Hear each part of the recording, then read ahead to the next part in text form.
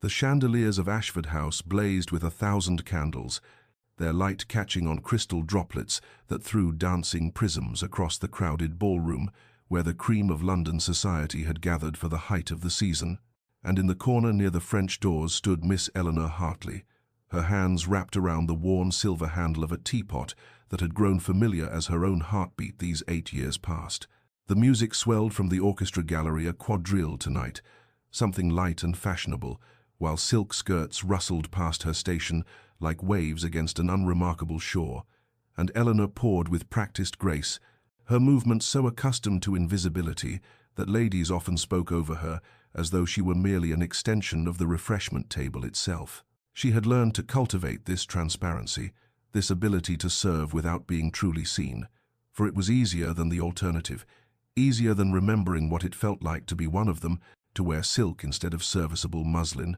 to dance instead of pour, to be courted instead of commanded. The weight of the teapot strained her wrist, and she shifted it carefully, mindful of the fine bone china cups arranged before her, each one worth more than her monthly allowance from the Dowager Lady Pemberton, who had offered Eleanor this position out of old friendship with her mother, and perhaps some lingering guilt for not intervening when Eleanor's father had faced his financial ruin. 8 years had passed since that catastrophe, 8 years since Eleanor had last waltzed across a ballroom floor with hope in her heart and suitors vying for her hand, and now she was 26, firmly on the shelf, even if she had possessed the fortune and connections to aspire to marriage, which she most decidedly did not. A young debutante approached, all pink cheeks and thoughtless confidence, and requested tea without meeting Eleanor's eyes, and Eleanor murmured, "Of course, miss," in the pleasant, neutral tone she had perfected, the tone that conveyed deference without personality, service without soul. The girl swept away without acknowledgement, and Eleanor returned the teapot to its stand, her fingers aching slightly from the heat that seeped through the handle despite the cloth wrapped around it. She permitted herself a moment to survey the ballroom, this glittering world that had once been hers and now existed beyond an invisible but impenetrable barrier, and her gaze swept across the dancers, the matchmaking mamas, the peacocking gentlemen, until a sudden stir near the entrance made her pause. The Duke of Northmere had arrived, newly returned from his estates in the north, and the crowd parted for him like the Red Sea for Moses, every unmarried lady and her mother tracking his progress with the focused intensity of hunters sighting prey, and Eleanor felt something twist in her chest. Not hope, never hope, for she had learned that lesson too thoroughly, but perhaps an echo of old grief, a reminder of dreams long since buried beneath the weight of silver teapots and service and survival. Alexander Ashford, Duke of Northmere, moved through the crowd with the practiced ease of a man born to command attention. His dark hair caught the candlelight as he inclined his head to acknowledge greetings, and Eleanor observed from her corner station that he possessed the bearing of someone who carried great weight with apparent effortlessness, though she thought she detected something in the set of his shoulders that spoke of weariness, of duty shouldered for so long it had become indistinguishable from identity. He was perhaps in his early 30s, tall and broad-shouldered in his evening clothes, and within moments of his arrival, the matrimonial machinery of the ton had engaged with ruthless efficiency, as ambitious mothers steered their daughters into his path with the subtlety of generals deploying troops, and Eleanor watched the familiar dance unfold, remembering with a sharp pang when she too had been one of those hopeful girls, when her own mother had guided her toward eligible gentlemen with gentle encouragement rather than calculation. The Duke accepted a glass of champagne from a passing footman and surveyed the ballroom with an expression Eleanor could not quite read, something between resignation and carefully maintained interest, and she found herself wondering what it must be like to be pursued so relentlessly, to know that every smile directed at you concealed an agenda, every conversation a subtle negotiation for position and alliance. Lady Pemberton herself approached him, drawing forward her niece, a pretty blonde thing who curtsied with practiced grace, and the Duke bowed with equal formality before leading the girl onto the floor for the next set, and Eleanor turned her attention back to her teapot as a dowager with an imperious manner demanded Earl Grey with lemon, speaking to Eleanor as though she were deaf as well as invisible. She poured with steady hands, murmuring the appropriate responses, but her gaze drifted back to the dancers despite herself, watching the Duke move through the figures of the quadrille with mechanical precision, his face a mask of polite attention, while his partner chattered brightly. And something in that performance of duty resonated with Eleanor's own careful maintenance of propriety, her own daily theatre of cheerful service that concealed the grief she carried like a stone in her chest. 8 years ago, she had worn primrose silk to a ball much like this one, her hair dressed with real flowers, her dance card filled before she had been there half an hour, and she had believed with the certainty of youth that her life would unfold according to the expected pattern: a good match, a comfortable home, children, the quiet satisfactions of a life well lived within society's prescribed boundaries. Then her father's investments had collapsed, the whispers had begun, the suitors had evaporated like morning mist, and within 3 months her father had taken his own life in his study, while her mother wept in the parlor. And Eleanor's world had shattered so completely that sometimes she still felt the sharp edges of that breaking, still woke expecting to find herself in her girlhood bedroom only to remember. The quadrille ended, the Duke escorted his partner back to her mother, and as he turned toward the refreshment area, Eleanor found herself looking directly into his eyes across the crowded ballroom, and for a moment that seemed to stretch impossibly long their gazes held, his dark and unreadable, hers surely revealing too much of the melancholy she worked so hard to conceal, and then a matron stepped into her line of sight demanding tea, and when Eleanor looked again the Duke had turned away, accepting another introduction to another eligible young lady, and the moment passed as though it had never been, leaving Eleanor to wonder if she had imagined that brief connection, that flash of something she could not name in a stranger's eyes. Weeks passed in the familiar rhythm of Eleanor's circumscribed existence, each day following the pattern she had established over these 8 years of reduced circumstances, and her mornings were spent in the dowager's private parlor where she helped with correspondence, her neat handwriting transcribing invitations and responses, while Lady Pemberton dictated from her chair by the window, and the afternoons found Eleanor in the still-room preparing tisanes and remedies under the housekeeper's watchful eye, her hands steady as she measured and mixed, finding a kind of meditation in the precise work that required no emotion, only competence. The evenings brought the endless succession of balls and soirees and musicales, where London society displayed itself in all its glittering superficiality, and Eleanor resumed her post at refreshment tables, pouring tea and lemonade and champagne with the same practiced invisibility, her movements so automatic she could perform them while her mind drifted elsewhere, into memories or to the poetry she read late at night when sleep eluded her, and the small room in the servants' quarters felt like both sanctuary and prison. The Duke of Northmere appeared frequently at these gatherings, his presence causing the usual flutter among the matchmaking set, and Eleanor told herself she did not notice the small moments that accumulated like coins in a purse, the way he requested tea from her table, specifically even when other refreshment stations stood closer, the quiet, "Thank you," he offered, with actual eye contact rather than the absent dismissal most guests provided, the brief nod of acknowledgement that suggested he saw her as a person rather than a piece of furniture. She dismissed these instances as coincidence, as the natural courtesy of a gentleman raised with proper manners, for she had learned 8 years ago the terrible cost of hope, had felt it shatter in her chest when her father's disgrace had transformed her overnight from eligible young lady to unmarriageable burden, and she would not, could not, allow herself to imagine significance in a duke's politeness to a woman who served his tea. Mary, the lady's maid who had become Eleanor's only true friend in this household, noticed what Eleanor tried so hard to ignore, and one night, as they prepared for bed in the servants' quarters, Mary observed with characteristic directness that the Duke seemed to seek out Eleanor's station with remarkable consistency, but Eleanor shook her head firmly and insisted it meant nothing, that gentlemen of his rank did not concern themselves with women of her situation,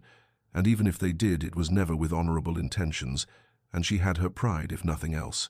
Her room was small but her own, a luxury in the crowded servants' quarters, and it held her few possessions, her mother's locket which she wore always against her heart, the 3 books she had managed to keep when everything else had been sold to pay her father's debts, a shawl her mother had knitted during the last winter of her life before grief had consumed her entirely. At night, when the house finally quieted and the candles burned low, Eleanor would open her volume of Wordsworth and read by flickering light, seeking in his verses about nature and memory some solace for the ache that never quite left her chest, the longing not for what she had lost, but for what she had never truly had, the security of knowing her place in the world and the comfort of belonging somewhere. The simple human need to be seen and known and valued for herself rather than her utility. The garden party at Richmond unfolded under a summer sun that hung heavy and golden in a cloudless sky,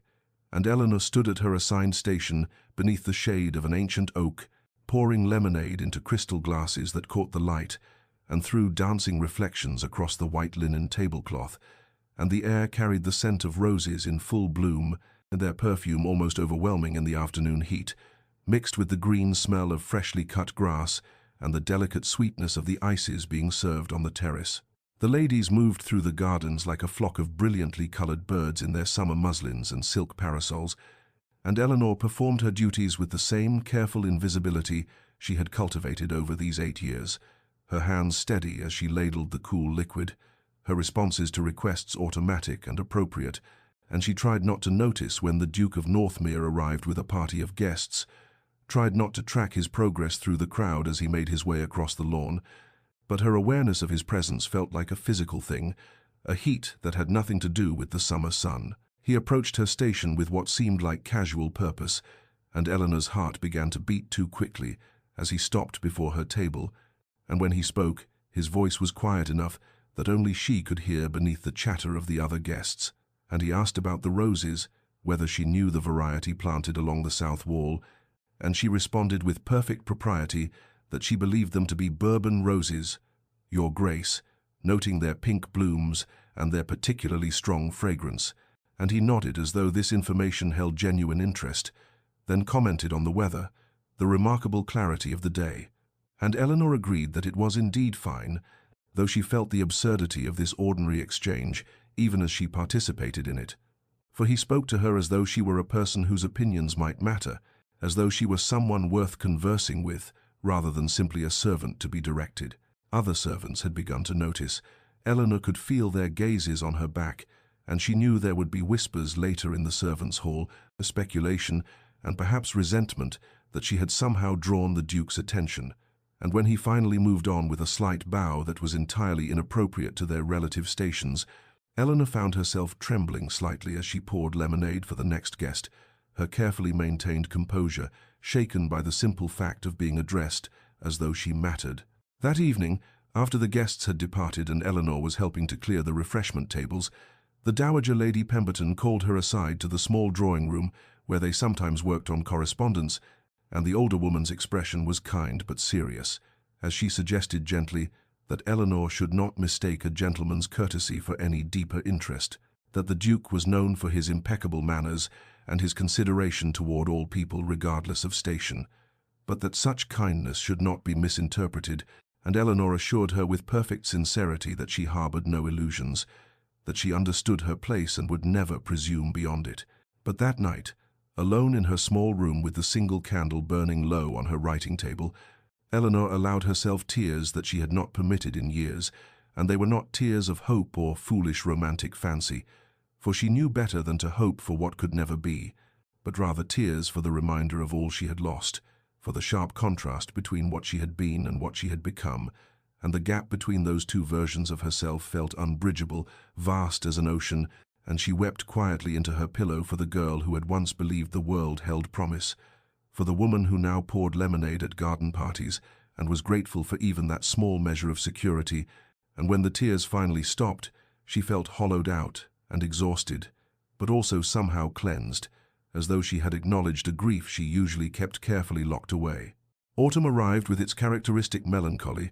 the leaves turning gold and crimson in the London squares, and the air carrying that peculiar scent of decay and transformation that marked the season's passage, and by all reasonable expectations, the Duke of Northmere should have departed for his estates weeks ago, for the season had ended, and duty called him to oversee the harvest and attend to matters of land and tenants that required a master's presence,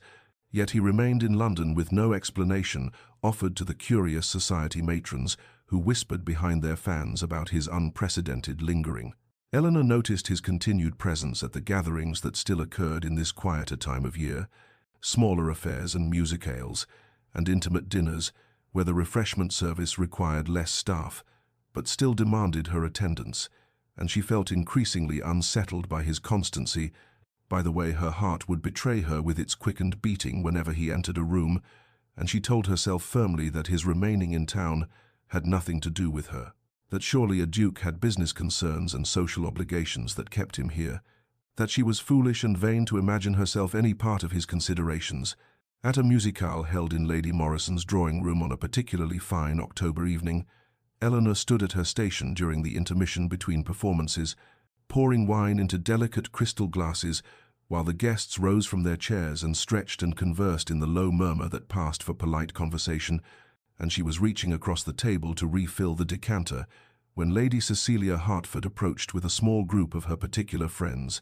young women whose beauty was matched only by their cruelty, and Eleanor had served Lady Cecilia many times over the years, and knew to expect nothing but dismissive rudeness.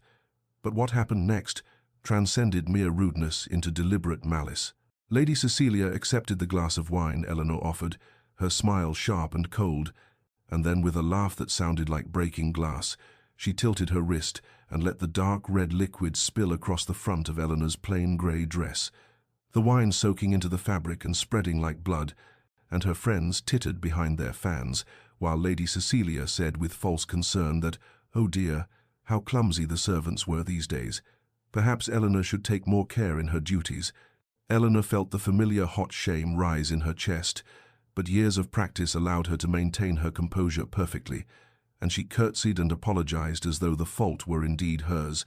as though she had somehow caused a guest to pour wine on her,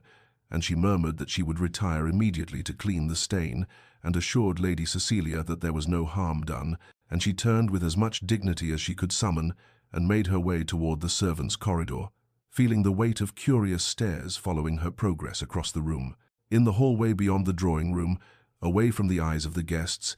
Eleanor finally allowed herself to stop and take a shaking breath, and she looked down at the ruined dress and felt tears prick at her eyes, not for the dress, which was old and plain, but for the deliberate humiliation, for the reminder that she existed at the mercy of those who could wound her with impunity, and she was raising her hand to brush at the wine stain when a voice behind her made her freeze. The Duke of Northmere stood in the corridor, and his expression was thunderous in a way Eleanor had never witnessed, and his voice when he spoke was tight, with barely controlled anger, as he said that what had just occurred was unconscionable, and Eleanor found herself stammering that it was merely an accident. "Your Grace, these things happen." But he cut her off with a sharp gesture and said, in a tone that brooked no argument, that they both knew perfectly well. It was not an accident, and the air between them felt charged with something dangerous and electric. Eleanor found she could not hold his gaze, could not bear the anger she saw there on her behalf, for she had no right to his defense, and his championship only made her situation more precarious, and she whispered that she must go, that she needed to change her dress, and before he could respond she fled down the corridor toward the servants' area, her heart pounding and her hands trembling, and her mind spinning with confusion and fear, and something else she dared not name. The Duke stood alone in the dim hallway for a long moment after she disappeared, and he felt something shift in his chest, some final barrier crumbling,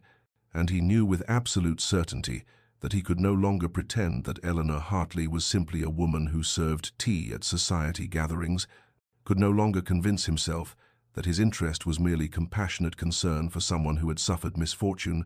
for what he felt, as he watched her endure that casual cruelty with such quiet dignity, was not compassion, but something far more profound and far more dangerous, and the realization both exhilarated and terrified him in equal measure. The Duke of Northmere returned to his study in the early hours of the morning after the musicale, and he sat at his desk with a single candle burning,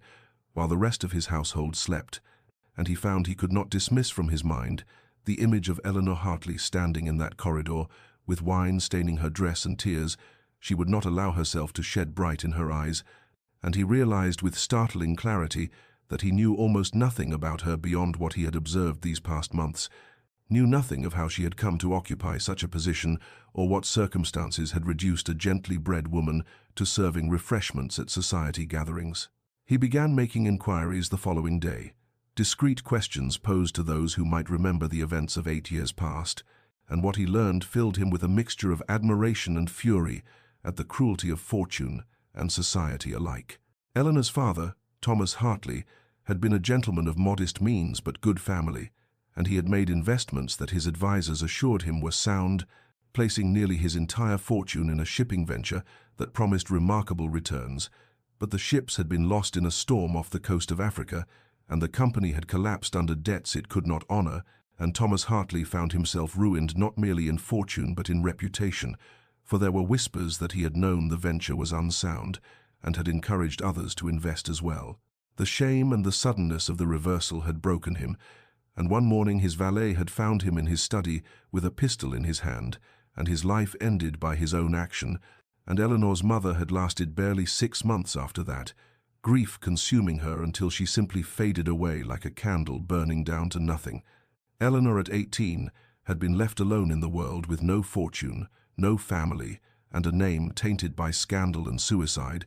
and the young men who had danced with her and the families who had welcomed her to their drawing rooms had withdrawn, as though she carried some contagion, and she had faced a choice that would have broken most women of her age and station. The Duke learned that the Dowager Lady Pemberton, who had been a friend of Eleanor's mother, had offered her a position that was charity disguised as employment,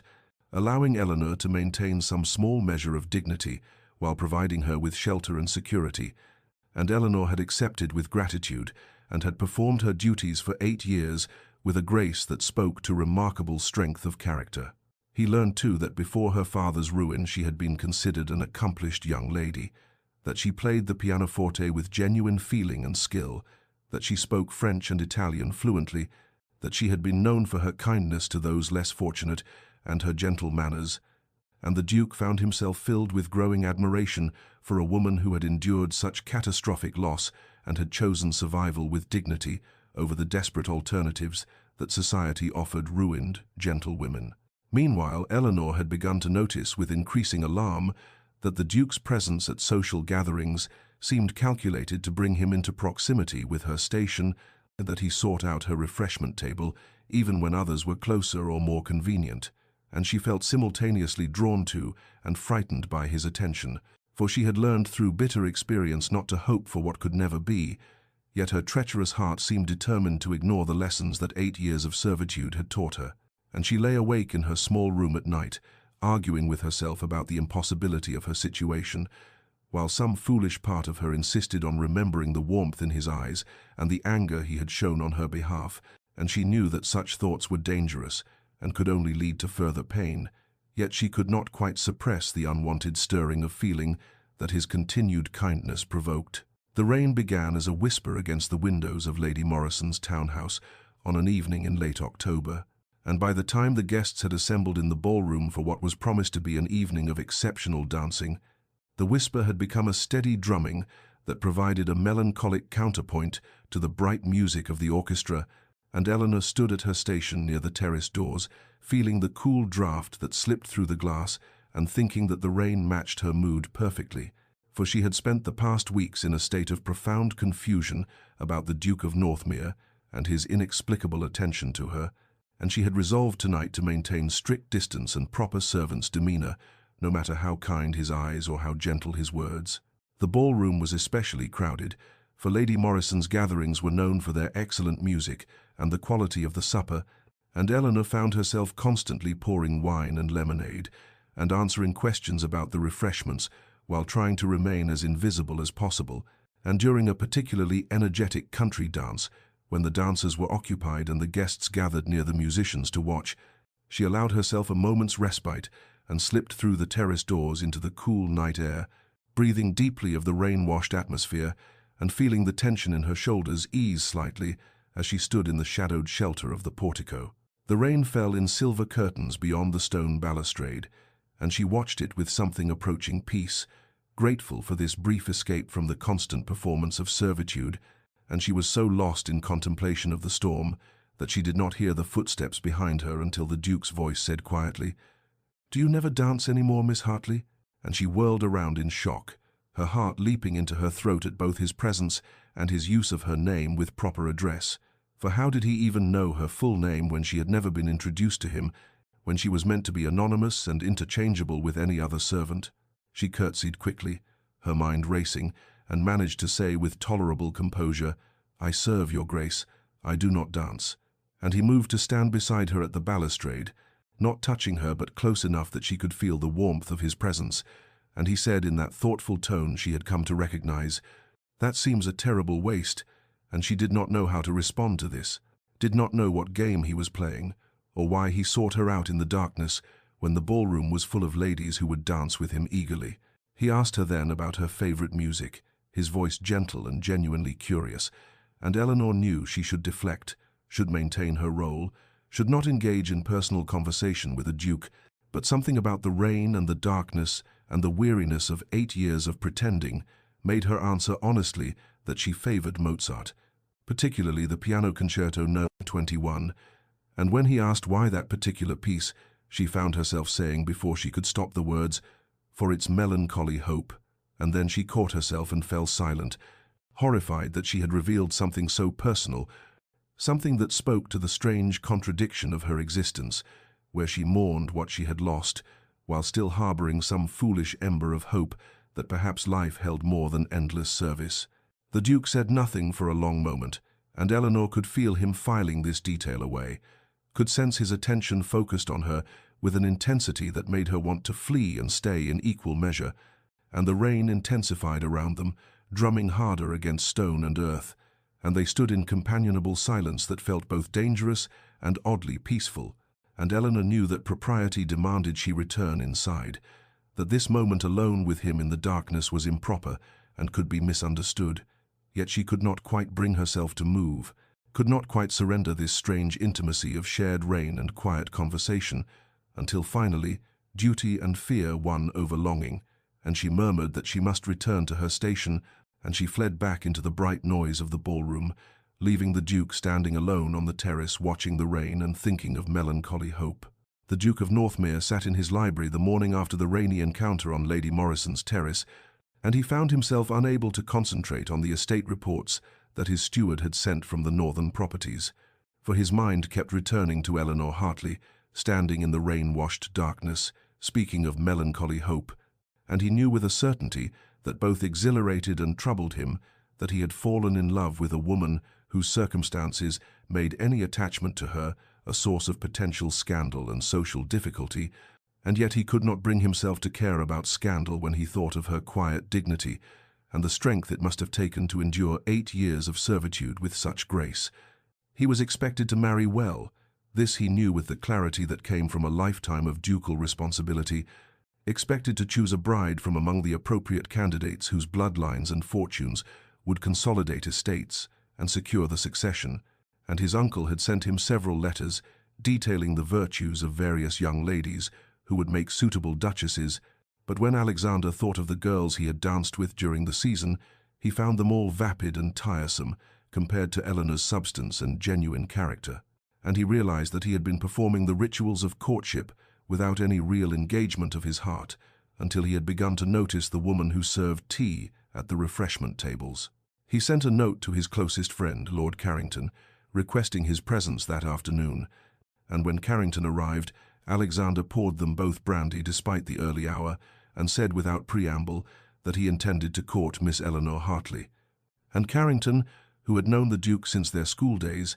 set down his glass and said carefully that such an attachment would cause considerable scandal given her current circumstances, to which Alexander replied that she was gently born and had done nothing to deserve the reversal of fortune that had placed her in service. Carrington, ever the pragmatist, pointed out that her gentle birth had been 8 years ago and that now she was regarded as little better than a servant, that society would never accept such a match without considerable resistance, that the Duke's family would be horrified, and Alexander felt anger rising in his chest at the arbitrariness and cruelty of social rules that could dismiss a woman's worth based solely on the accident of her father's failed investments, and he said with heat, "She is less worthy because misfortune struck, because her father made poor decisions and took his own life. She must be condemned to invisibility forever." Carrington, seeing his friend's genuine passion, softened and admitted that he personally saw nothing wrong with Eleanor's character, but warned that the Duke must be prepared for opposition from every quarter, from family and society alike, and Alexander said quietly that he had never been more certain of anything in his life, that Eleanor Hartley possessed more integrity and compassion than any woman of his acquaintance, and that he would rather face scandal with her than security without her. Meanwhile, in the Pemberton household, Eleanor found herself the subject of whispered conversations among the other servants, for several had noticed the Duke's particular attention to her at various gatherings, and the housekeeper, Mrs. Dalworth, summoned Eleanor to her office and warned her sternly against harboring inappropriate aspirations, reminding her that she held her position through the Dowager's charity and that any hint of impropriety would result in immediate dismissal. And Eleanor, her face burning with humiliation, assured Mrs. Dalworth that she understood her place perfectly and had no illusions about the Duke's kindness, which was surely nothing more than the natural courtesy of a gentleman. She returned to her small room and sat on the narrow bed, feeling the weight of her impossible situation pressing down upon her, for even as she told Mrs. Dalworth and herself that she harbored no hopes regarding the Duke, her treacherous heart insisted on remembering the warmth in his eyes when he looked at her and the genuine interest in his voice when he asked about her favorite music, and she knew that she was in grave danger of allowing herself to feel things that could only lead to heartbreak and perhaps to the loss of the small security she had managed to maintain these 8 years. Yet she could not quite suppress the foolish ember of hope that flickered in her chest whenever she thought of him standing beside her in the rain. The Pemberton ball arrived on the first Friday of November, and it was known throughout London society as the event of the season, for the Dowager Lady Pemberton spared no expense in creating an evening of exceptional music, exquisite refreshments, and an atmosphere of refined elegance that made every other hostess in the city green with envy, and Eleanor had been given the responsibility of managing the entire refreshment service, which meant coordinating 3 other servants, ensuring the flow of champagne and wine and lemonade never faltered, and maintaining the elaborate display of delicacies that graced the tables in the dining room. And she had spent the entire day in preparation, her hands arranging silver trays and crystal glasses until they gleamed in the candlelight. Her mind focused on the 1,000 details that would make the evening run smoothly and reflect well upon the Dowager who had shown her such kindness. The guests began arriving at 9 o'clock, and Eleanor watched from her position near the refreshment tables as the cream of society swept through the receiving line in their silks and jewels, the ladies' gowns in shades of rose and cream and pale blue, the gentlemen in their severe black evening dress, and she felt the familiar clench in her chest at the sight of the world she had once inhabited and from which she was now forever excluded. But she pushed the feeling down and focused on her duties, directing the footmen to circulate with trays of champagne, ensuring that the dowagers seated along the wall had easy access to refreshments, maintaining the smooth operation that was expected of her. The Duke of Northmere arrived late, after the first dances had concluded, and Eleanor's heart gave a treacherous leap when she saw him enter the ballroom, tall and dark-haired, and somehow separate from the glittering crowd, despite being very much a part of it, and she watched from beneath lowered lashes as he greeted the Dowager and several other guests, expecting him to move toward the dancing, and to select a partner from among the young ladies who were watching him with barely concealed hope, perhaps Lady Cecilia Hertford, who looked particularly beautiful tonight in ivory silk, or Miss Caroline Whitmore, whose fortune and lineage made her an eminently suitable match. But instead, he moved through the room with what seemed like purpose, his eyes scanning the crowd, and Eleanor felt a flutter of panic when she realized he was looking for something or someone, and then his gaze found her at the refreshment table and held, and she saw him begin to cross directly toward her, and every rational thought in her mind screamed that this was dangerous, that she should look away, that she should busy herself with some task. But she found herself frozen in place as he approached. He stopped directly before her table, and she could feel the attention of nearby guests beginning to turn toward them, could sense the ripple of curiosity spreading through the room, and he said in a voice that carried just far enough, "Miss Hartley," and she curtsied automatically, her hands trembling slightly as she murmured, "Your Grace," and the world seemed to narrow to just the two of them standing there, while the ballroom held its breath. And then he said, clear and unmistakable, "I find myself in need of a partner for the next waltz," and Eleanor felt the blood drain from her face as silence spread like ripples on still water, guests turning to stare, conversations faltering, the very air seeming to thicken with shock and speculation, and she managed to say through numb lips, "Surely any young lady here would be honored, Your Grace," gesturing vaguely toward the room full of eligible debutantes. But his eyes never left her face as he replied with devastating clarity, "I am not asking any young lady, I am asking you." And the ballroom had gone completely quiet now, the orchestra falling silent between pieces, every eye turned toward the Duke and the servant at the refreshment table, and Eleanor's panic rose like a tide because this was impossible, this was improper, this would ruin them both, and she whispered desperately, "I cannot, Your Grace." And his response came soft but implacable, "Can you not, or will you not?" Eleanor felt the weight of every eye in the ballroom pressing down upon her as she stood frozen before the Duke, and she whispered desperately, "You don't understand what you're asking," her voice barely audible above the sudden hush that had fallen over the assembled guests. But his response came steady and implacable. "I understand perfectly. I am asking you to dance with me." And then the Dowager Lady Pemberton was there, moving through the crowd with the authority of age and position, in her face a carefully controlled mask that revealed nothing of what she might be thinking, and she said in a tone that attempted diplomacy, "Your Grace, Miss Hartley is in my employ, and surely there are many young ladies who would be more appropriately." But the Duke interrupted her with flawless courtesy and devastating determination. "Then I request your permission to borrow her services for one dance, my lady." And Eleanor felt her mortification deepen, because he had turned the situation into a request that the Dowager could not possibly refuse without giving grave insult to a duke, and she saw the moment when Lady Pemberton recognized this social trap, saw the flicker of calculation in the older woman's eyes as she weighed the consequences of refusal against the scandal of acceptance, and then the Dowager's gaze shifted to the Duke's face, and Eleanor saw something pass between them, some silent communication that she could not interpret, and Lady Pemberton gave a slight nod and said quietly, "One dance, Your Grace," and stepped back, and the Duke extended his hand toward Eleanor, palm up, waiting. Eleanor stared at that outstretched hand, as though it were both salvation and damnation, for she could see the strength in those fingers that were weathered from riding and clearly accustomed to hard work, despite his privilege, and could see the steadiness of his wrist, and the patience in the way he held his arm extended, not demanding but inviting.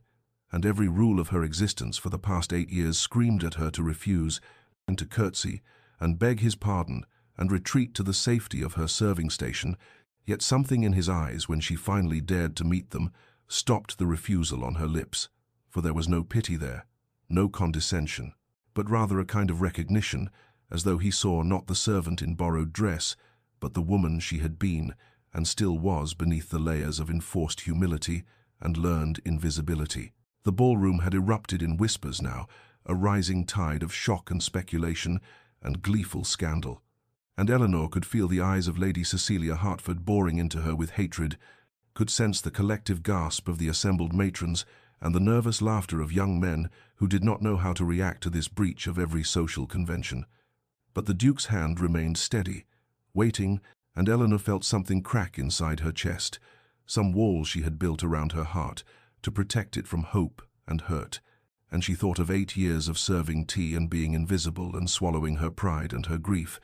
and she thought that perhaps there were worse things than scandal, perhaps there were worse things than being seen, and slowly, as though moving through water, she placed her trembling hand in his. His fingers closed around hers with a warmth that sent shock through her entire body, and she heard the collective intake of breath from the watching crowd as he drew her hand through his arm and led her away from the refreshment table toward the center of the ballroom floor, and the whispers rose to a roar that seemed to shake the very chandeliers, but Eleanor could hear nothing except the thundering of her own heart and the quiet assurance in the Duke's voice as he murmured for her ears alone, "Trust me." And then he was positioning them for the waltz, and the orchestra, after a moment of confusion, began to play, and Eleanor recognized with a jolt that ran through her like lightning that they were playing Mozart, the waltz from the Piano Concerto No. 21, and the piece she had mentioned to him on Lady Morrison's terrace when she had spoken of melancholy hope, and she understood that he had remembered, had arranged this, had planned this entire impossible moment, and as his hand settled at her waist and he began to lead her into the first steps, Eleanor felt tears prick at her eyes even as her feet remembered movements she had not performed in 8 years, and she knew with absolute certainty that nothing in her life would ever be the same again. Eleanor had not waltzed in 8 years, but her body remembered the steps as though they had been waiting all this time in her muscles and bones, and as the Duke's hand settled firmly at her waist, and his other hand clasped hers with a warmth that seemed to burn through her glove, she found herself moving with him into the familiar pattern of the waltz, 1, 2, 3, 1, 2, 3, and he led her effortlessly across the floor with a confidence that made it impossible to stumble, even though her legs trembled beneath her skirts, and she heard him say quietly, his voice pitched for her ears alone, "You're trembling," and she managed to reply through lips that felt numb, "You're destroying both our reputations." But his response came without hesitation. Perhaps some reputations deserve destruction, and Eleanor felt a wild laugh threaten to escape her throat, because this was madness, this was social suicide. This was everything she had learned not to want or hope for in 8 years of careful invisibility. Yet here she was in the center of the Pemberton ballroom, waltzing with a duke, while all of London society watched in scandalized silence. She became aware gradually that the other couples who had been forming up for the dance had stopped, had moved to the edges of the floor, clearing a space as though she and the Duke were performers in some theatrical production, and they waltzed alone in the center of the ballroom under the blazing light of 3 massive chandeliers, while hundreds of eyes watched and judged and whispered behind fans and gloved hands, and Eleanor's internal tumult was so fierce she could barely breathe,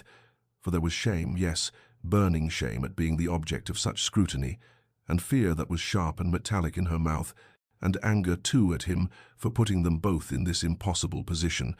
But beneath all of that, rising like floodwater through cracks in a dam, was something else entirely, something she had not felt in so long she barely recognized it, and it was joy, fierce and bright and utterly unexpected, the joy of being seen again, of moving to music that stirred her soul, of being treated not as a servant or a charity case or an invisible fixture, but as she was meant to be treated, as a woman worthy of a duke's hand and a duke's attention and a duke's public declaration of regard. The Duke guided her through a turn, and she felt the silk of her borrowed dress swirl around her ankles, and she whispered desperately,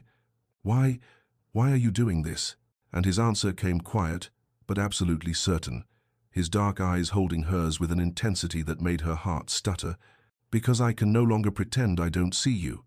And Eleanor felt something break open in her chest at those words, felt the careful walls she had built around her heart begin to crumble, and the music swelled around them. Mozart's waltz filling the ballroom with its melancholy hope, the very piece she had told him she loved. And she understood that he had arranged this, had requested this specific piece, had planned this entire scandalous moment, and for 3 minutes and 47 seconds, as they moved together across the polished floor, Eleanor was not a servant or a fallen lady or a figure of pity. She was not invisible or diminished or less than what she had been born to be. She was simply herself, Eleanor Hartley, dancing with a man who saw her and valued her and was willing to brave society's censure to claim her. And when the final notes of the waltz faded into silence and they stood still in the center of the floor, his hand still at her waist and hers still resting on his shoulder, Eleanor knew with absolute certainty that this moment had changed everything, that there was no going back to invisibility now, that whatever came next, whether ruin or redemption, she had been seen and acknowledged and honored before all of London, and that no one could ever take that away from her. The music ended and they stood still in the center of the ballroom floor,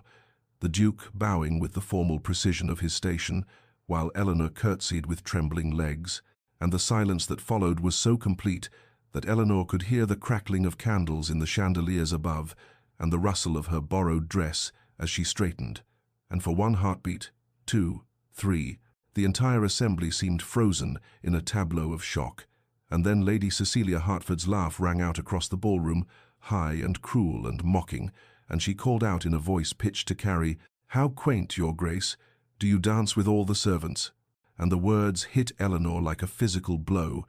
and she heard other voices join in the laughter, nervous and uncertain, but gaining courage from Lady Cecilia's boldness, and the sound of it was like a wave breaking over her head, pulling her under, drowning her in shame. But then the Duke's voice cut through the noise, cold and sharp as winter steel, and he said with all the authority of his title and generations of power, "I dance with ladies, something you might aspire to become, Lady Cecilia." And the laughter died as abruptly as it had begun, replaced by gasps of shock, because no one spoke to Lady Cecilia Hertford in such a manner. Her father was an earl, and her dowry legendary, but the Duke's face was carved from ice, and his eyes held such contempt that even Lady Cecilia took a step backward, and Eleanor felt her face burning with mortification and humiliation, because she had become the cause of this scene, this scandal, this impossible situation, and she could not bear it. It could not stand there one moment longer, with all those eyes on her, judging her, despising her, pitying her, and she dropped into the lowest curtsy she could manage, and whispered, "Excuse me, Your Grace." And then she was moving, walking as quickly as dignity allowed toward the servants' corridor, and she heard the Duke call her name, but she did not stop, could not stop, and she fled through the doorway that led to the back stairs and the kitchens and the world where she belonged, or at least where she had belonged until tonight had shattered everything. The ballroom behind her erupted into chaos, voices rising in scandalized whispers and excited speculation, and Eleanor could hear the Dowager Lady Pemberton's voice, attempting to restore order, attempting to smooth over what could not be smoothed, while somewhere the Duke was surely facing a barrage of questions and criticism. But Eleanor could think of none of that, because she had reached the kitchen, and the servants who worked there were staring at her with expressions that ranged from shock to envy to anger, and Mrs. Cooper, the housekeeper, was upon her immediately, her face red with fury, and she hissed, "What have you done, you foolish, foolish girl, dancing with the Duke as though you were his equal, as though you had any right? You have brought shame on this household and on yourself, and do not think for one moment that this will end well for you." And Eleanor stood there taking the tirade, because what defense could she offer? What explanation could justify what had just occurred? And around her the other servants whispered and watched, and she saw in their faces that everything had changed, that whatever precarious position she had held here was now destroyed. And Mary, her only friend, touched her arm with sympathy, but even Mary's eyes held questions and confusion, and Eleanor knew with absolute certainty that she could not stay here. They could not face tomorrow and the next day and all the days after, when this scandal would be dissected and discussed, and she would be the fallen woman who had dared to dance with a duke. And so later that night, after the ball had ended and the last guests had departed and the house had finally fallen silent, Eleanor packed her few belongings into the worn leather case that had been her father's, and she wrapped her mother's locket in a handkerchief and placed it carefully among her spare dress and her books of poetry, and she knew that come morning she would leave London, would seek a position in the country where no one knew her name or her story, where she could disappear again into the blessed anonymity she should never have allowed herself to leave, because the Duke's impossible gesture, however well-intentioned, had not saved her but had instead destroyed the fragile existence she had built from the ruins of her old life. And Eleanor understood as she fastened the clasps on her case that some endings were not beginnings, that some gestures of kindness were crueler than indifference, and that she had been a fool to feel, even for those 3 minutes and 47 seconds, that she could be anything other than what circumstance had made her. Morning came too soon, and found Eleanor hollow-eyed and trembling as she fastened the clasp on her father's old leather case, her few possessions packed and ready for a departure she had not yet planned, beyond the certainty that she must leave London, must flee before she had to face another day in the Pemberton household, where everyone would know what had happened, where the whispers and sidelong glances would never cease. And she was reaching for her bonnet when Mary appeared at her door, breathless, with news that the Dowager Lady Pemberton required Eleanor's presence immediately in her private sitting room. And Eleanor's stomach turned to ice because this was the dismissal she had expected, the formal severing of the only lifeline she possessed. And she followed Mary down the servants' stairs with legs that felt wooden and a heart that beat too fast, preparing herself for the loss of even this humble position. But when she entered the Dowager's sitting room, she found the elderly lady seated by the window with her morning tea, and the Dowager's expression was not angry, but rather thoughtful, almost amused, and she gestured for Eleanor to sit and said without preamble, "That was remarkably foolish of you both, and Eleanor opened her mouth to apologize, but the dowager raised one elegant hand to forestall her and continued, "But I have known the Duke of Northmere since he was a boy in short pants, and he is not given to impulsive acts, which leads me to believe that what appeared impulsive was in fact quite deliberate." And Eleanor sat frozen as the dowager revealed that the Duke had called at the house 3 times since dawn, had been turned away each time because it was too early for proper visiting hours, but had left increasingly urgent messages demanding to see Miss Hartley. And Eleanor felt panic rise in her throat like bile, and she said quickly, "I cannot face him. I cannot.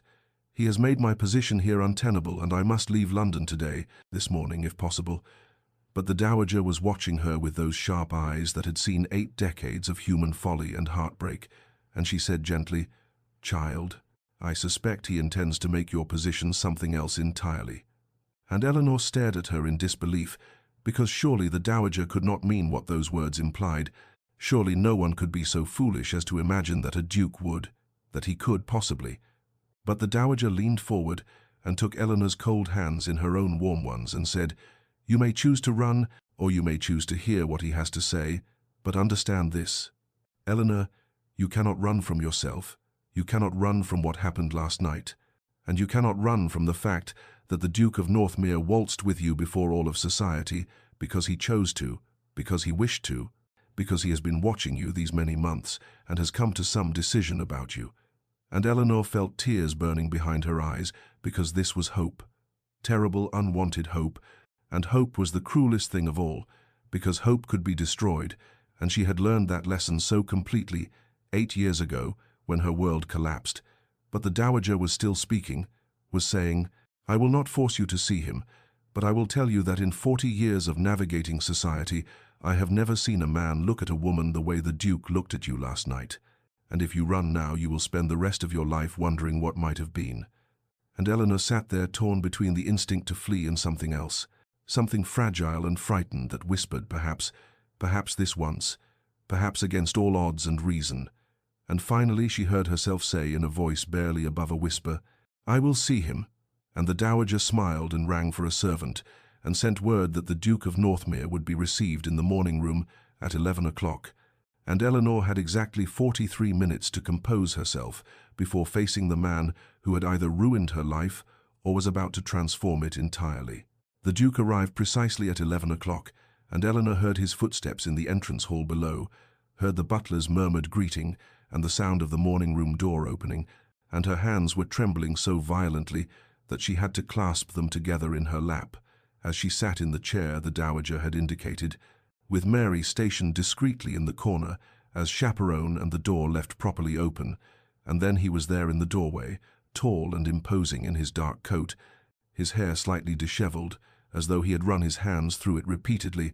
and his eyes found hers immediately with an intensity that made her breath catch. And the dowager rose with a rustle of silk and said, "Your Grace, I shall be in the drawing-room should you require anything." And then she swept out, leaving them alone but for Mary's presence. And Alexander crossed the room in 3 strides and stopped before Eleanor's chair. And before she could rise, before she could curtsy or speak or do any of the things propriety demanded, he said in a voice rough with emotion, "I love you." And Eleanor felt the words strike her like a physical force, felt her sharp intake of breath and the sudden racing of her heart, and she managed to say, "Your Grace, you cannot." But he interrupted with fierce conviction, "I can, I do, I have these past months." And he began to speak then, words tumbling out as though he had been holding them back too long, and he told her of watching her at countless gatherings, of seeing her grace under humiliation that would have broken a lesser soul, of observing her kindness to those beneath her station, even when she herself had nothing, of admiring her quiet dignity in circumstances that would have made others bitter or cruel. And Eleanor sat frozen, listening to him describe her as though she was someone worthy of admiration, someone valuable and good, and she tried to protest, tried to say, "But the impossibility, the scandal, your duty to your name and title." And he leaned forward with his hands gripping the arms of her chair and said, "My duty is to choose a duchess who will stand beside me with integrity and compassion, and I have found her." And Eleanor felt tears burning behind her eyes, 8 years of suppressed grief and longing and loss suddenly rising to the surface, and she heard herself say in a voice that broke, "I am nobody. I have nothing. I cannot offer you anything that you need." And Alexander's expression softened, and he reached out slowly, giving her time to pull away. And when she did not, he took her hands in his and said, "You are Eleanor Hartley, and you have yourself, and if you will accept me, you have me." And it was a proposal, formal and heartfelt and utterly sincere, and Eleanor sat there with tears streaming down her face, while her heart waged war between the fear that had protected her for 8 years and the hope, the terrible, dangerous hope, that perhaps this impossible thing might actually be real, that perhaps she might be allowed to step out of the shadows and into the light, that perhaps she might be loved, not despite what she had become, but because of who she was. And she looked into his eyes and saw no pity there, no condescension, only a steady certainty that both terrified and compelled her. And she knew that this moment would define the rest of her life, that whatever she chose now would echo through all her remaining days, and the choice, impossible as it seemed, was somehow the easiest and hardest thing she had ever done. Eleanor sat very still with her hands clasped in Alexander's warm grasp, and felt the weight of 8 years pressing against this moment, and she knew she must speak the truth even if it meant losing him, and so she drew a shaky breath and said, "I cannot be what you need, Your Grace. I have no dowry to bring to this union, no connections that would benefit your estates, no political alliances or social advantages, nothing of value except myself, and that is not enough for a duke." And she watched his face, expecting him to acknowledge the reality of her words, but instead he released her hands and slowly, deliberately, lowered himself to his knees before her chair, this powerful man who commanded respect from peers and servants alike, now kneeling at her feet, and he said with quiet intensity, "You bring yourself, Eleanor, and that is all I require, that is everything I require." But she could not let him dismiss the obstacles so easily, and she pressed on with rising desperation. "Society will never accept me. They will say I am the servant who trapped a duke through cunning or manipulation. They will whisper that I schemed and planned and waited for my opportunity. Your family will hate me for bringing scandal to your name, your sister and your uncle, and all those who depend on the dignity of your title, and your mother." But he interrupted her gently. "My mother is dead these 10 years, and if she had lived, she would have loved you for the very qualities that I love, for your strength and your compassion, and your grace, under circumstances that would have destroyed a lesser soul." And Eleanor felt her resistance beginning to crumble like a wall worn down by relentless waves. And Alexander continued speaking, and she heard in his voice something she had not expected, a vulnerability that matched her own, and he told her of his isolation, of the loneliness that came with his position, of moving through society surrounded by people, yet feeling utterly alone, because no one saw him as simply a man. They saw only the duke, the title, the estates, the power, and he said that her quiet strength had awakened something in him that he had thought lost forever, had reminded him that connection was possible,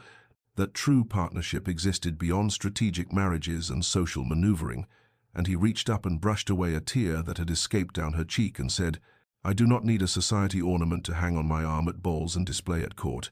I do not need a woman who will smile and curtsy and say all the correct things while feeling nothing. I need a partner who understands both privilege and privation, who knows the value of compassion because she has suffered, who can stand beside me not as an accessory but as an equal." And Eleanor looked into his eyes and saw reflected there not the impossible fantasy she had feared, but something real and honest and terrifying in its sincerity, and she whispered the truth that had been holding her captive. "I am afraid." And his response was immediate and gentle. "So am I, Eleanor, so am I. But I would rather be afraid with you than certain without you. I would rather face scandal and whispers and social censure with you at my side than spend the rest of my life in lonely propriety without you." And in that moment Eleanor understood that courage was not the absence of fear, but the choice to move forward despite it, and she felt something shift deep within her chest, felt the armor she had built around her heart, these 8 years beginning to crack and fall away, and she knew that she stood at a crossroads where one path led to safety and solitude, and the other led to risk and possibility and love, and the choice, impossible as it had seemed moments before, was suddenly clear. Eleanor's acceptance came not as a dramatic declaration, but as a quiet yes, barely more than a whisper. Yet it seemed to fill the morning room with sudden light, and she watched Alexander's face transform with relief and joy so profound that she felt tears spilling down her cheeks again. And he rose from his knees and pulled her gently to her feet and held her hands as though they were something precious and fragile, and for a long moment they simply stood there, while Mary discreetly pretended to examine the curtains, and the morning sun streamed through the windows, illuminating dust motes that danced in the air like tiny stars. But then reality began to intrude upon this perfect moment, and Eleanor felt the weight of practical obstacles pressing in, and she said softly, "Your family, Alexander, and your sister and your uncle who controls part of the estate, they will never accept this. They will see me as an interloper and a fortune hunter." And he acknowledged the difficulty with a slight nod, but said, "They will come to know you as I do," though Eleanor could hear the uncertainty beneath his confidence, and she insisted then with quiet determination, "We must do this properly, not as a scandal to be whispered about in drawing rooms, but as a legitimate courtship. I will not have people say that you were trapped or manipulated, or that I schemed my way into your affections." And Alexander agreed, though she could see it pained him to contemplate months of enduring society's whispers and cuts when he wanted nothing more than to marry her immediately. And they began to plan then, with Mary summoned to fetch the dowager, and when Lady Pemberton returned and heard their intentions, she settled into her chair with a thoughtful expression and said, "If we are to do this, we must be strategic. The Duke will court Eleanor openly, but we must establish her not as a servant, but as a lady under my sponsorship, a distantly connected family friend who has been staying with me." And Eleanor started to protest that such a fiction would be transparent, but the dowager held up her hand and continued, "It is not entirely a fiction, child, for I have kept a secret these 8 years out of respect for your mother's wishes and your own pride. But the time for such discretion has passed," and she revealed then what Eleanor had never known, that Eleanor's mother had been her cousin, a connection the dowager had deliberately downplayed to protect Eleanor from the additional humiliation of wealthy relations, watching her reduced circumstances. But now this revelation changed everything, because it meant Eleanor was not merely gentry, but connected to one of the most respected families in England. And Alexander seized upon this with barely contained triumph, saying, "You see, Eleanor, you are not the nobody you believed yourself to be." Though Eleanor felt oddly numb at this news, because part of her wanted to be loved for who she was, without the validation of family connections. But she understood that society required such justifications, and if this truth would ease their path, then she would accept it. And the dowager began making plans immediately, speaking of social rehabilitation and careful positioning, and which hostesses might be approached first. And Eleanor sat listening to her future being mapped out, and felt the first stirrings of hope that perhaps this impossible thing might actually come to pass, that she might step out of the shadows, not through deception, but through the simple truth of who she had always been, beneath the servant's dress and downcast eyes. And when Alexander finally took his leave that afternoon, with promises to call again the next day, Eleanor stood at the window watching his carriage depart, and touched her lips where he had kissed her hand in farewell, and she thought that perhaps courage was not the absence of fear, but the willingness to reach for joy, even when every past experience whispered that such reaching would only lead to pain. The months of courtship unfolded with the slow deliberation of winter's arrival, and Eleanor found herself inhabiting a strange liminal space between the servant she had been and the lady she was being carefully reconstructed to become. And Alexander called upon her with unwavering regularity, arriving each Tuesday and Friday afternoon at precisely 3 o'clock, with flowers that grew more extravagant as the weeks progressed. First simple violets that reminded her of her mother's garden, then hothouse roses that filled the dowager's drawing room with their heavy perfume, and they sat together in that formal space, with Mary stationed by the door and the dowager occasionally sweeping through to ensure propriety. And they spoke of things both profound and trivial, discovering in those carefully chaperoned hours the architecture of each other's souls. And Eleanor learned that Alexander's childhood had been marked by his own losses, in his mother's death when he was but 17, leaving him to shoulder the dukedom before he had fully become a man. And he confessed that he had built walls around himself, just as she had, protecting against the pain of connection by maintaining perfect ducal distance from everyone. And she understood then that they were both survivors of different kinds of grief, both learning to trust again after life had taught them the cost of vulnerability. They walked in Hyde Park on crisp December mornings when frost decorated the bare branches like lace and their breath made clouds in the cold air, and always there was a maid trailing at the required 10 paces behind. But sometimes, when the path curved and they were momentarily shielded by winter bare hedges, Alexander would brush his gloved hand against hers, and the touch would send warmth flooding through her despite the bitter wind, and slowly, incrementally, society began to shift its position like a great ship changing course. For some hostesses, who valued ducal favor more than rigid propriety, began extending invitations to Eleanor for smaller gatherings, afternoon teas and intimate musicales where she could be observed and evaluated, and she moved through these events with the same quiet grace she had once employed while serving refreshments, understanding that she was still being judged, but now as a potential duchess rather than as invisible help, though there remained a vocal faction led by Lady Cecilia Hertford, who spread whispered rumors of scheming and impropriety, and suggested that the Duke had been trapped by a clever servant who had studied his preferences and manufactured his opportunities, and these whispers reached Eleanor's ears through Mary, who heard everything below stairs, and sometimes in the dark, hours before dawn, Eleanor would wake with her heart pounding, and wonder if perhaps they were right, if she had somehow manipulated circumstances even unconsciously. But then Alexander would call again, and look at her with such genuine devotion that her doubts would quiet if not entirely disappear. The small moments accumulated like snowfall, each one delicate and individual, yet together creating something substantial and transforming. And there was the afternoon when Alexander asked about her childhood, and she told him of her father's library, where she had spent hours reading while he worked on his investments, the very investments that would eventually destroy them, and she wept then for the first time in his presence, not the controlled tears of their early encounters, but deep, wrenching sobs for all that had been lost, and he had held her hand and said nothing, because he understood that some griefs required no words. And there was the evening at the Dowager's, when Eleanor played pianoforte for the first time in 8 years, her fingers finding the keys of Mozart's Concerto No. 21, while Alexander stood beside the instrument, watching her with an expression that made her forget anyone else existed. And afterward he had given her a leather-bound volume of Wordsworth, with an inscription that read, "For Eleanor, who understands melancholy hope," and she kept it on her bedside table and read from it each night.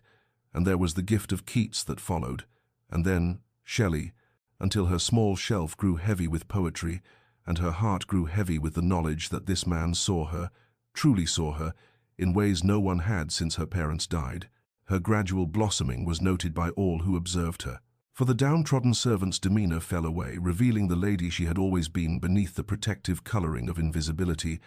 and she began to hold her head higher and meet people's eyes directly and speak with the educated accent she had suppressed for 8 years. And the Dowager watched this transformation with satisfaction and perhaps a touch of guilt for having allowed Eleanor to diminish herself for so long, even if it had been partially at Eleanor's own insistence. And then in February, Alexander's sister Catherine arrived from the country estate, a formidable woman of 35 who had managed Northmere's northern properties since her husband's death, and who approached London with the same efficient skepticism she brought to crop rotations and tenant disputes. And Eleanor had dreaded this meeting, knowing that Catherine's approval or disapproval could influence Alexander's uncle, and thus the family's acceptance. And they met over tea in the Dowager's drawing room, and Catherine had studied Eleanor with sharp hazel eyes that missed nothing, and asked pointed questions about her education and her understanding of estate management, and whether she grasped the responsibilities that came with the ducal coronet. And Eleanor had answered honestly, admitting her ignorance of many practical matters, but expressing her willingness to learn, and her understanding that a duchess served not just her husband, but all those who depended on the estate. And something in her sincerity must have reached Catherine, because the older woman's expression had softened slightly, and she had said, "At least you are not one of those simpering debutantes who thinks being a duchess means wearing jewels and ordering servants about." And later Eleanor overheard Catherine speaking with Alexander in the hallway, her voice carrying through the partially open door as she said, "She is not what I expected, Alex. She has substance, and I think perhaps she understands you in ways that matter more than bloodlines." And Eleanor had pressed her hand to her chest and felt hope flutter there, like a caged bird beginning to sense the possibility of flight. And she understood that she was winning this battle inch by inch, conversation by conversation, that society's acceptance would not come in a dramatic reversal, but through the slow accumulation of these small victories. And as winter began its gradual retreat toward spring, she allowed herself to believe that perhaps, impossibly, she and Alexander might actually build a life together that society would eventually, if grudgingly, accept. Spring arrived with an almost defiant beauty, as though nature herself conspired to bless what society still debated, and the crocuses pushed through the last patches of snow in the dowager's garden, while Alexander prepared to formalize his intentions before his family, and Eleanor understood that this gathering at Northmere House would determine whether their courtship could proceed toward marriage, or whether familial opposition would force Alexander to choose between duty and desire, and she dressed with trembling hands in a gown of pale blue silk that the dowager had commissioned, simple yet elegant and appropriate for a lady of modest means meeting her potential in-laws, and the carriage ride to Northmere seemed both too long and too short, and Alexander met her at the entrance with an expression that attempted confidence but could not quite hide his own apprehension,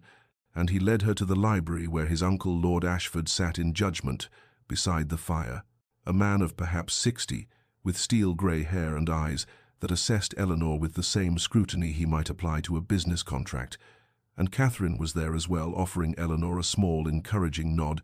and the interrogation began with deceptive politeness, as Lord Ashford asked about her lineage, and Eleanor recited what she knew of her father's family and her mother's connection to the dowager, watching the uncle's face for signs of approval or dismissal, and finding only careful neutrality.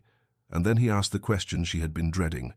"And what fortune do you bring to this union? Miss Hartley, what estates or investments or connections that might benefit the duchy?" And the room fell silent, and Eleanor felt the weight of 8 years of poverty and invisibility pressing down upon her shoulders. But she met his gaze directly and said with quiet dignity,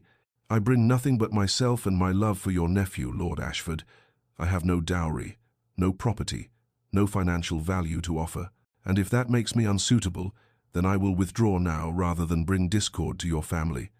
And she began to rise from her chair, but Catherine's voice stopped her, firm and clear. "Uncle, perhaps that is precisely what Alexander needs, someone who loves him for himself rather than for his title or his fortune, someone who has known both privilege and privation and can therefore understand the responsibilities that come with great wealth."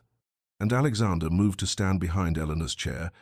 his hand coming to rest on her shoulder in a gesture of solidarity that breached propriety but spoke volumes. And Lord Ashford studied them both for a long moment before his stern expression softened almost imperceptibly, and he said, "I have watched my nephew these past months become more himself than I have seen him since his mother's death, and if you are the cause of that transformation, Miss Hartley, then perhaps you bring more value than any dowry could provide." And Eleanor felt tears pricking her eyes as the family's grudging acceptance settled over the room like a benediction, and 3 days later the announcement appeared in the Times. The Duke of Northmere to wed Miss Eleanor Hartley, cousin to the Dowager Lady Pemberton, and society erupted in a cacophony of reactions, ranging from romantic approval to scandalized disapproval, and the drawing rooms buzzed with speculation, and Lady Cecilia led a vocal faction that insisted the match was beneath the Duke's station. But then word came from the palace that the Queen herself had heard the tale and expressed approval of a love match based on character rather than convenience, and this royal benediction silenced most of the criticism, though some continued to whisper. And Eleanor found herself transformed in society's eyes, from invisible servant to duchess to be, a liminal position that afforded her both deference and scrutiny, yet she insisted on maintaining her friendship with Mary and the other servants who had shown her kindness during her years of servitude, and this caused some raised eyebrows among the haute ton, but endeared her to many who saw in her behavior a genuine compassion that transcended class boundaries. And she understood that she was being watched and judged and measured against an impossible standard.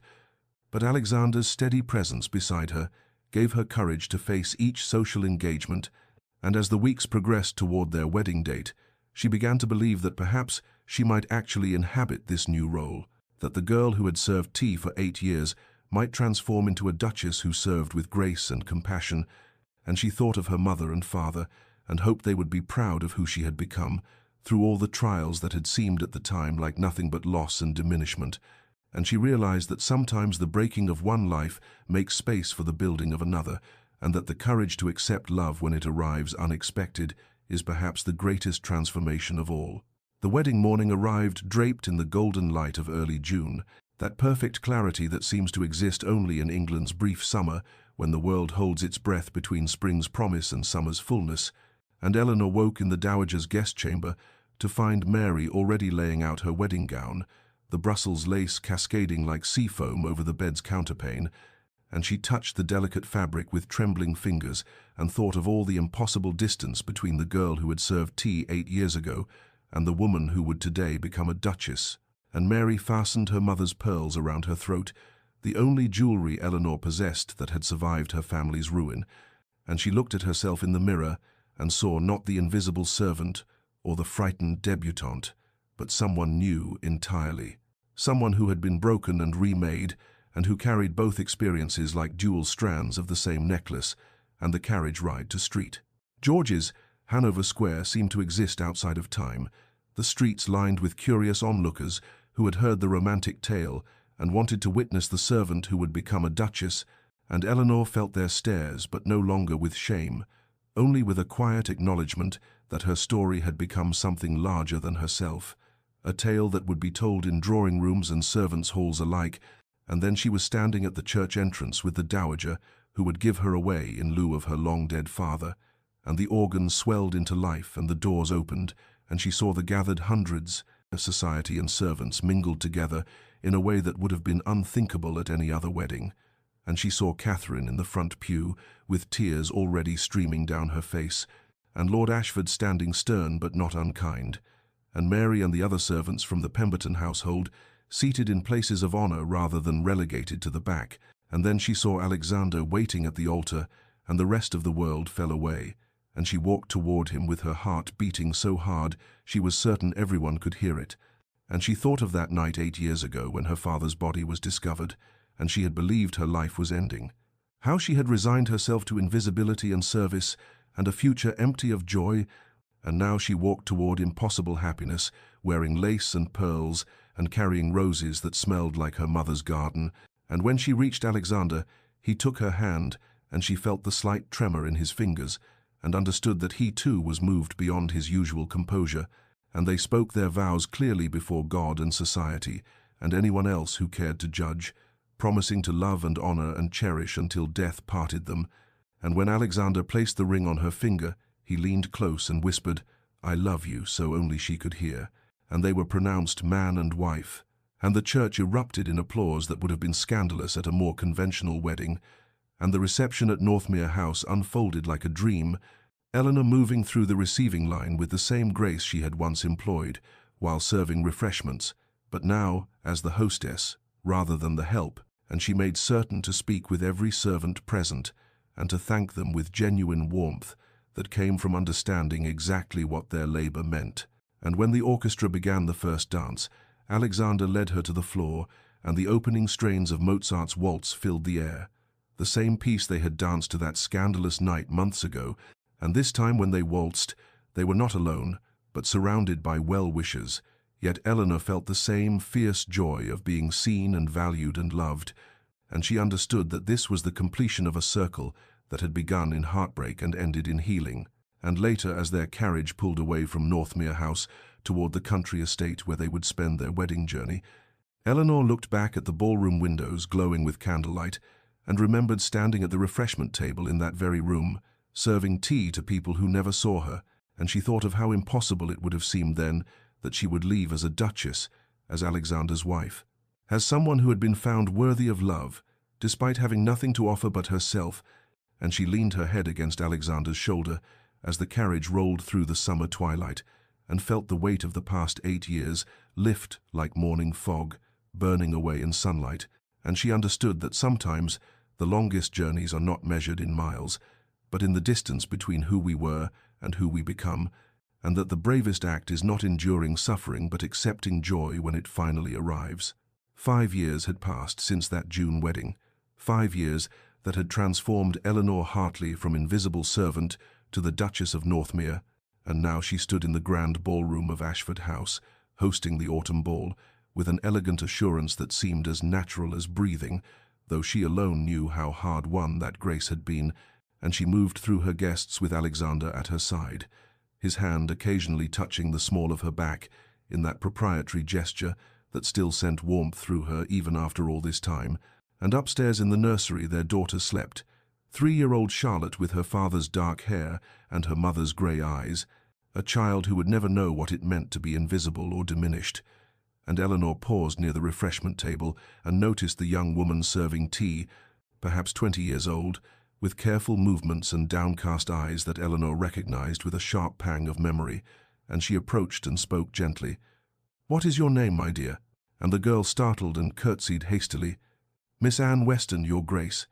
And Eleanor saw in her face the same mixture of dignity and desperation that she herself had worn for 8 years, and she learned through gentle inquiry that Anne's father had died leaving debts, that her mother lived with relatives in the country, that Anne served the dowager out of necessity rather than choice, and Eleanor's heart ached with recognition. And later that evening she spoke quietly to the dowager and ensured that Anne would receive an invitation to the next gathering, not as a servant, but as a guest, a small act of grace that cost Eleanor nothing, but might mean everything to a girl who had forgotten what it felt like to be seen as a person rather than furniture. And Alexander watched his wife with that expression of profound love and pride that had never diminished in 5 years of marriage,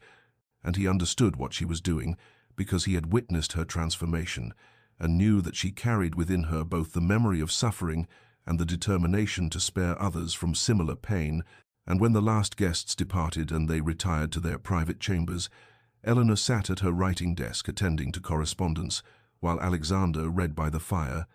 the picture of domestic contentment that would have seemed impossible that night 8 years ago when her father's death had shattered her world, and she thought of that terrified girl who had almost fled London rather than face Alexander's proposal, who had believed herself unworthy of love and incapable of being anything but invisible, and she understood now that her transformation had not begun when she accepted Alexander's hand, but rather in all the small moments before,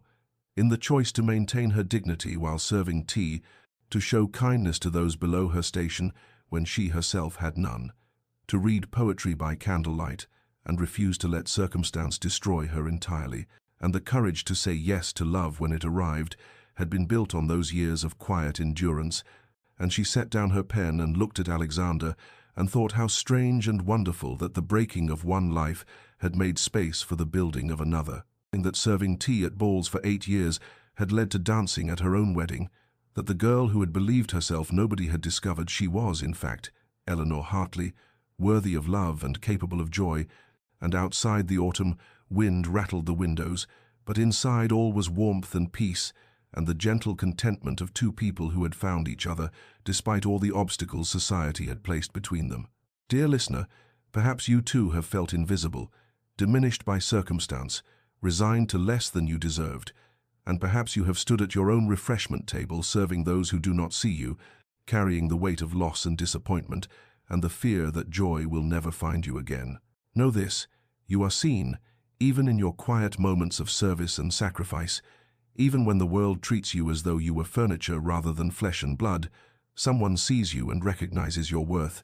Love, when true, recognizes worth that society overlooks. It sees beneath the surface to the dignity and courage that sustain you through your darkest hours. Sometimes the bravest act is not enduring suffering, but accepting the good we believe we don't deserve, opening our hands to receive the joy we've convinced ourselves can never be ours. Eleanor's transformation began not when she said yes to the Duke, but when she chose to see herself as he saw her, worthy and valuable and deserving of joy.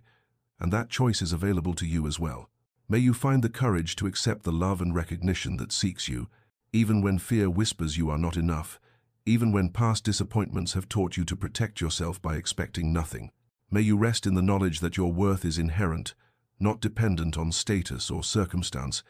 not measured by society's shallow judgments, or your bank account, or your address, or the number of people who remember your name. And may you, like Eleanor, discover that endings can become beginnings, that the breaking of one life makes space for the building of another,